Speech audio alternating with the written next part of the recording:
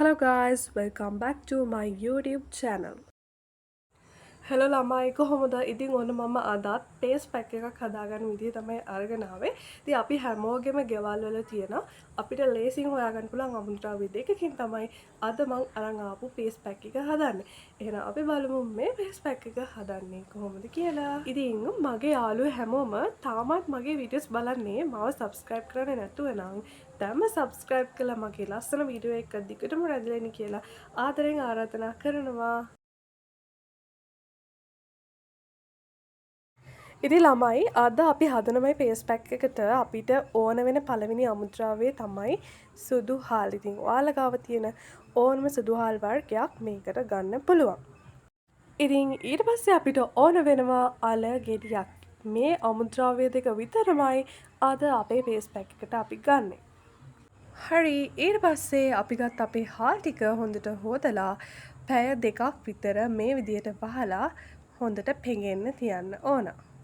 ඉතින් ඊට පස්සේ අපි වතුර ටිකක් අරගෙන මේ විදිහට ඒක පැහෙන්න තියාගන්න ඕන. ඉතින් මේ තියෙන්නේ පැය එකහමාරකට විතර පස්සේ මම පෙඟෙන්න තියාගත්ත මගේ හාල් ටික. ඉතින් හාල් ටික පැයක් වුණත් තිබ්බට කමක් නැහැ. මම නම් පැය එකහමාරකට පස්සේ තමයි මේක ගත්තේ. ඉතින් ඔයාලට පුළුවන් ටයිම් එකක් තියලා හාල් ටික ගන්න. ඉතින් මේ විදිහට පෙඟුණ අපේ හාල් ටික අර පැහෙන වතුර එකට දාගන්න ඕන. ඉතින් මේ ගානට පෙනේද්දී ලිප් ඔෆ් කරලා මේක හොඳින් නිවෙන්න තියන්න. ඊට පස්සේ අපේ පේස් පැක් එකට ඕන කරන අනිත් අමුද්‍රව්‍ය තමයි අල ගෙඩියක්. මේ විදිහට අල ගෙඩියක් අරන් ඒක හොඳට සුද්ධ කරගන්න. මේ අමුද්‍රව්‍ය දෙක විතරමයි අද අපි අපේ පේස් පැක් එකට පාවිච්චි කරන්නේ. දැන් අපි පොතු ඉවත් කරගත් අපේ අල ගෙඩිය හොඳින් චූටි කෑලි වලට කපා ගන්න ඕන.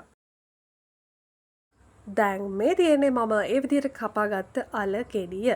හරි දැන් යමු අපි මේක බ්ලෙන්ඩ් කරන්න. හරි දැන් අපි මේ විදිහට අපි බාගෙට උයාගත්ත අපේ හාල් එක එකතු කරනවා. ඉතින් මේකට අපි වෙනම වතුර ගත්තේ නැහැ. අපි අර හාල් එක බාගෙට උයාගත්තේ ඒකේ තිබ්බ වතුර තමයි එකතු කරේ. ඊට පස්සේ අල ටිකක් දාලා මේක දැන් අපි හොඳට මික්ස් කර ගන්නවා. මේ තියෙන්නේ මම ඒ විදිහට හදාගත්ත මගේ පේස් පැක් එක. දැන් යමු අපි මේක කොහොමද ඇප්ලයි කරන්න කියලා බලන්න. ඉතින් ඒ වගේම තමයි අපි පේස් පැක් එකක් මූණට ඇප්ලයි කරන්න කලින් හොඳ ෆේස් වොෂ් එකකින් මූණ හොඳට ක්ලීන් කරගෙන ඉන්න ඕන. ඉතින් අපේ මූණේ ගෙඩි කුරුලෑ වගේ ප්‍රශ්න එන්නත් අවපැහැගැන්වෙන්නත් ප්‍රධානතම හේතුවක් තමයි අපි අපේ මූණ හොඳට පිරිසිදු කරගන්නේ නැති එක. ඉතින් අනිවාර්යයෙන්ම විනාඩි 2ක් 3ක් යනකම් මූණ හොඳට පිරිසිදු කරගන්න. දැන් මේ විදිහට අපේ මූණේ තියෙන වතුර ඔක්කොම අපි ඉවත් කර ගන්න ඕන. ඉතින් මේ විදිහට මම දැන් මගේ පේස් පැක් එක මූණේ ඇප්ලයි කරනවා. ඉතින් උඩු අතට ඇප්ලයි කරන්න. ඉතින් මේක බෙල්ලට අතට කකුල් වලට උනත් මේ පේස් පැක් එකත් ඔයාලට පාවිච්චි කරන්න පුළුවන්.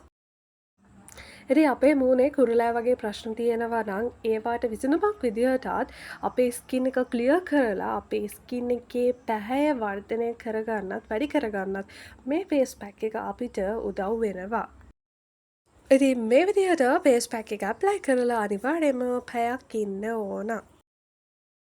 ඉතින් පැයකට විතර පස්සේ මූණ හොඳින් තෙත් කරගෙන මේ විදිහට මම මගේ පැක් එක රිමූව් කරන්න පටන් ගත්තා. ඉතින් මේ පැක් එක රිමූව් කරාට පස්සේ මම දැක්කේ මගේ මූණ හොඳට ක්ලීන් වෙලා තියෙනවා. ඉතින් ළමයි මම කලින් වීඩියෝස් වලත් කියලා තියෙනවා වගේ අනිවාර්යයෙන්ම පේස් පැක් එකක් රිමූව් කරාට පස්සේ ටෝන එකක් පාවිච්චි කරන්න. ටෝන එකක් නැත්නම් අයිස් කියුබ් වලින් හරි අයිස් වතුර වලින් හරි මූණ හොඳින් හොදන්න. ඉතින් ඔයාලත් මේක try කරලා බලන්න ගොඩක් හොඳ පැක් එකක්. එහෙනම් අලුත් වීඩියෝ එකකින් ආයෙමත් හම්බෙමු. bye bye.